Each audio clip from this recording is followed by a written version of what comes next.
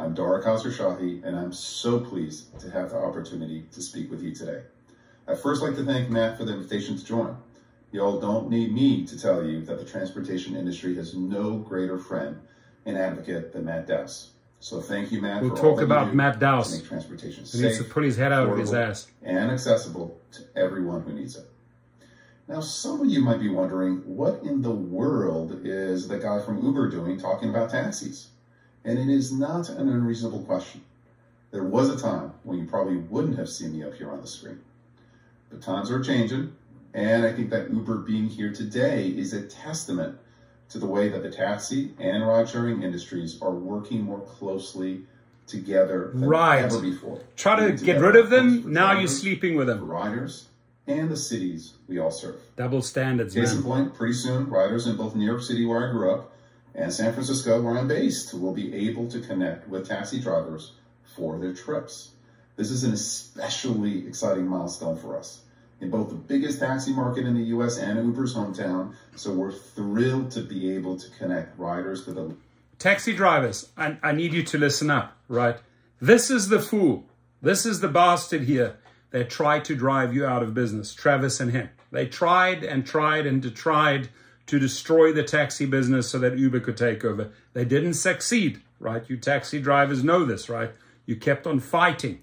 You're true fighters, right? And taxi drivers are not the enemy of the rideshare driver, right? We work together, right? It's important to have both. But you must never forget who tried to destroy your industry. Now he wants to sleep with you. It's like, hey, I got my double bed here, my queen size or my king size bed. Come and sleep with me, taxi organizations.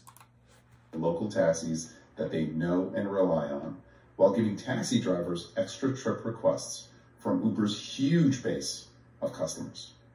We think this is, and I'm quoting Matt Dawson here, a remarkable synergy that will make getting around these two cities faster and easier for riders and more lucrative for drivers as well.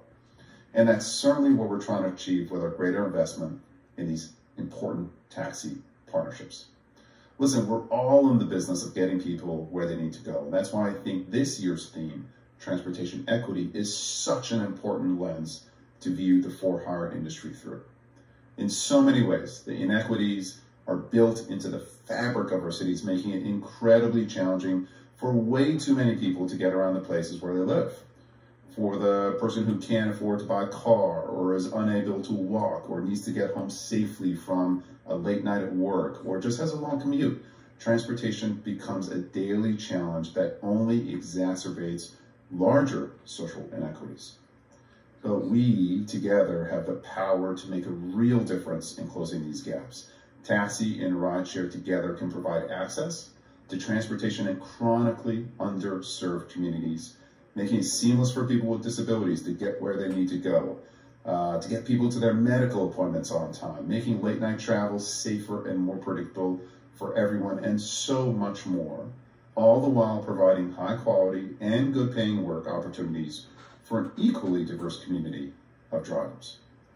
Of course, for-hire vehicles are only a piece of the transportation equation. We at Uber firmly believe that the future of transportation in cities is multimodal, and taxis, rideshare, bike share, public transit, microtransit, and much more, we're going to come up with much more, will all make it easier and more equitable for people to get around without driving their own car, as long as they have choice and access to all of them. So thank you again for the opportunity to speak with you today. I'm only sorry I can't be there in person with you. But Paul, Harrison, and Richard from the Uber team are there, though, and they're just as excited about what the future holds as I am.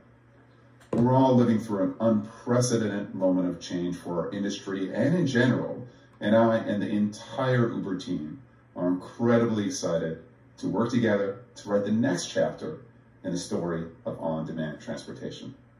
Thank you very much, and hope you have a great time in Memphis. So, you heard my opinion there, right? And then you got this fool here, Matthew Dawson. Matthew Dawson, Mr. Double Standard. That's who you are, right?